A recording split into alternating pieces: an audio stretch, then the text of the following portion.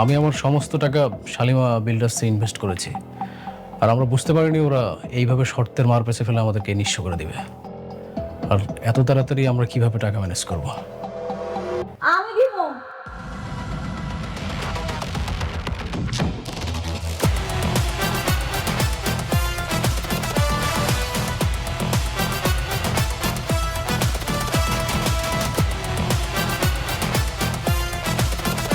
হ, একদম ঠিক শুনছেন, আমিই দিব আপনাকে টাকাটা।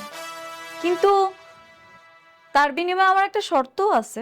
আরে বোমা, তোমার জন্যই তো সবকিছু হইতেছে। তুমি যদি রাতুল বাবাজির এই যে কন্ট্যাক্টগুলি ক্যান্সেল না করতা, তাহলে তো আর এই ঝামেলা হইতো না। তুমি এখন কি চাও? আপনাকে ওই বাড়িটা, এই বাড়িটা যদি শালিমা গ্রুপের নামে করে দেন, তাহলে আমি 50 কোটি টাকা দিব। আপনি কিভাবে ভাবলেন যে এই বাড়িটা আপনার নামে লিখে দিব? দিবেন না?